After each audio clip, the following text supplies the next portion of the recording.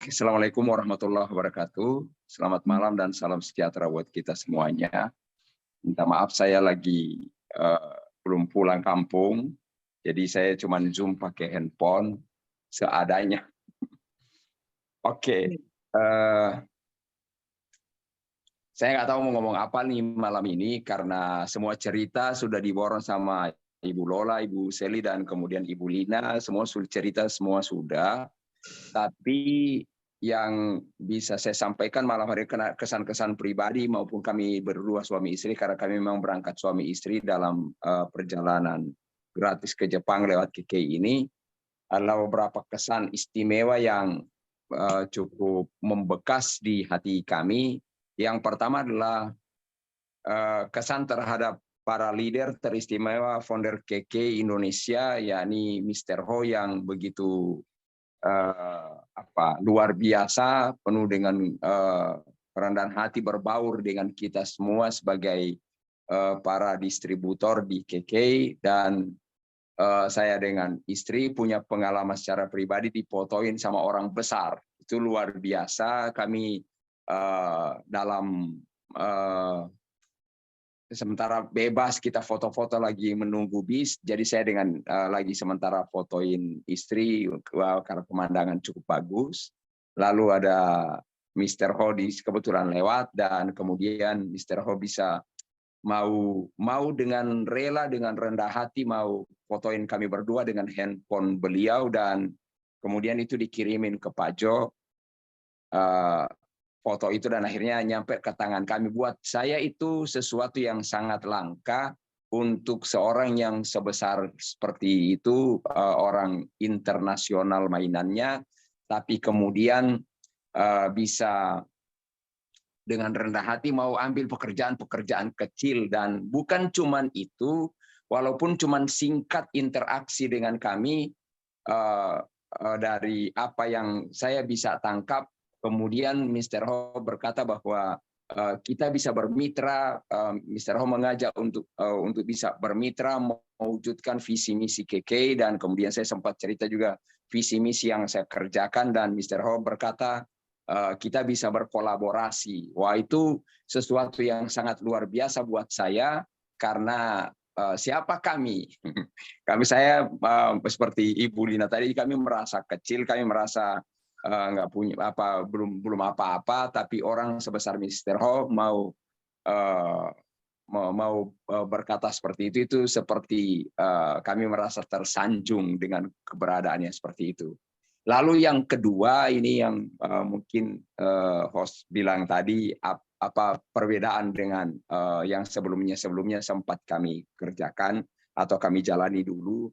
Yang kedua ini adalah kesan yang sangat mendalam buat saya, adalah buat saya jalan-jalan ke Jepang yang bisa kami rasakan kali ini, karena ini pertama kali kami jalan-jalan gratis dengan KK, dan ke Jepang sendiri kami ini yang kedua. Nah, bedanya adalah dengan perjalanan kami sebelumnya ke Jepang, ya karena kami memang jalan-jalan ke Jepang itu memang pertama misinya adalah ingin merasakan kehidupan di emper-emperan itu seperti apa. Jadi kami makan di pinggiran, di pinggir jalan, kita jalan kaki lebih banyak seperti itu. Kita naik kereta, bukan kereta Shinkansen yang kemarin itu yang mewah, bukan, tapi kereta biasa. Kita betul-betul ingin kita mau merasakan kehidupan di Jepang itu kayak apa. Sehingga perbedaannya kayak bagaikan bumi dengan langit. Jadi di KK ini sangat istimewa. Nah, buat saya jalan-jalan ke Jepang kali ini adalah jalan untuk saya bisa sembuh dari berbagai luka, dari berbagai sikap negatif terhadap multi level. Karena buat saya multi level itu selama ini terlalu besar omongan dan kemudian realisasinya kecil. Dan kemudian setelah sekian lama kami menjalani dengan fokus kepada impian sedemikian rupa, sudah seperti memfokuskan diri sedemikian rupa, bekerja keras, mungkin kalau bisa berdarah-darah, sudah berdarah-darah, tapi hasilnya juga tidak bisa dinikmati.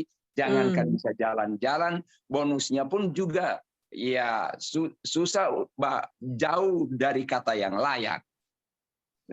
Dari segi produk banyak sih yang berkualitas seperti produk Keke, tapi dari segi bisnis itu sangat sangat jauh sekali untuk dapat dikatakan dari apa dikatakan level memuaskan, itu sangat jauh sekali. Tapi di Keke betul-betul kalau orang mau serius menjalankannya maka pasti akan ada hasilnya, karena memang kan rumusnya adalah siapa yang mau memperjuangkan kehidupan yang layak, dialah yang berhak untuk menikmatinya. Karena nggak mungkin kan orang yang nggak mau berjuang lalu bisa menikmati sesuatu kan. Nah di KK itu yang luar biasanya adalah kita berjuang sedemikian rupa dan KK membayar sedemikian rupa, bahkan menurut saya lebih.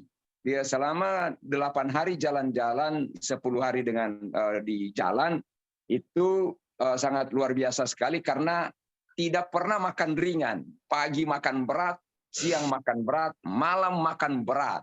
Sampai saya bilang ke Pak Jo, ini kok setiap hari makan berat terus 3 kali sehari, apakah tidak cukup dengan di Bali di Hotel Mulia? Karena saya pernah jalan-jalan gratis juga dibiayai KK ke Bali. Dan makan gratis di Mulia itu 1 jutaan budgetnya, yang saya rasa wow sangat over, sangat berlebihan. Nah menurut saya di Bali itu sudah, jadi di Jepang ini ya ece-ece lah begitu. Tapi waktu saya jalan-jalan ke Jepang, itu luar biasa sekali, setiap hari makan berat. Jadi buat saya yang paling istimewa yang terjadi dengan jalan-jalan di Jepang ini adalah saya bisa sembuh dari berbagai perasaan negatif, mungkin bisa dikatakan saya luka. Saya sangat tidak suka dengan yang namanya bisnis multi level, karena sekali lagi terlalu besar omongannya dan waktu dikejar tidak seindah ceritanya, begitulah.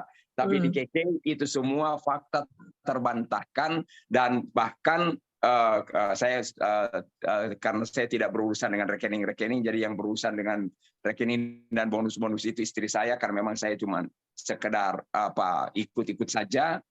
Saya mendengar cerita istri saya dengan bonus itu sudah jalan-jalan gratis, kok masih ada bonus kan? Tadinya pikirannya kan kita sudah bonus itu sudah dikonversi menjadi biaya jalan-jalan gratis. Kok masih ada bulanannya yang masuk di KK, dan jumlahnya juga bukan jumlah yang kecil.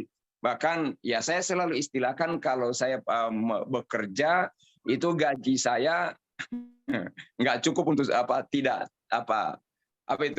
tidak habis untuk saya makan sebulan. Kalau saya beli kerupuk itu Provinsi Gorontalo bisa penuh dengan kerupuk itu dan gaji. Tapi ini sudah jalan-jalan gratis ke Jepang, masih dapat transferan lebih besar dari gaji yang kami terima. Itu kan luar biasa sekali. Sehingga buat saya pulang, saya dengan istri pulang dari Jepang ke Indonesia kali ini, saya betul-betul pulang dengan hati yang plong, saya betul-betul pulang dengan hati yang haru, saya betul-betul pulang dengan rasa syukur, karena betul-betul Tuhan itu membayar semua jerih lelah saya selama ini membangun, mencoba untuk fokus ke impian, dan kemudian terus mengejar, sampai pada akhirnya saya sampai pada satu titik, saya nggak suka dengan bisnis seperti ini. Tapi ternyata semuanya itu Tuhan kumpulkan sedemikian rupa menjadi sebuah kemampuan kapasitas yang terbangun di dalam diri kami, sehingga begitu kami bertemu dengan perusahaan seperti KK ini, seluruh kemampuan pengalaman yang sudah terbangun selama ini membawa kami untuk mudah merealisasikan seluruh impian di KK, sehingga saya yakin dan percaya impian-impian saya yang tidak bisa saya realisasikan waktu yang lalu, saya akan bisa wujudkan di KK ini.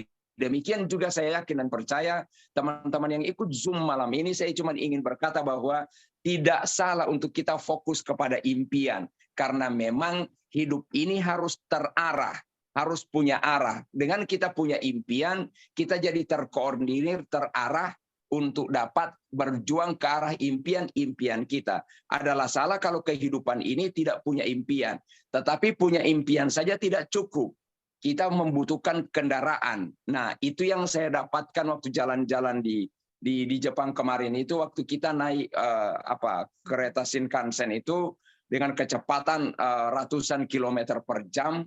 Jadi saya jadi mengerti bahwa untuk berpindah dari satu tempat ke tempat yang lain itu kita butuh kendaraan dengan biaya yang tepat, dengan waktu tempuh yang tepat, dengan efektivitas yang tepat. Nah, demikian juga kita sudah punya impian yang bagus, tapi kalau kendaraannya nggak cukup, ya nggak nyampe-nyampe Bapak Ibu.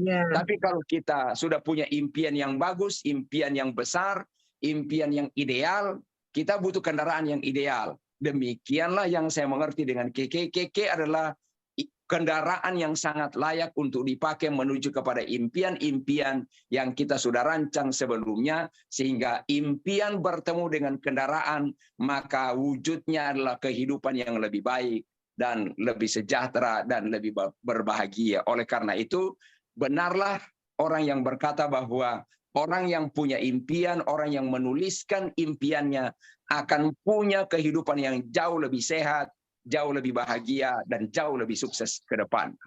Itu yang bisa saya sampaikan malam ini.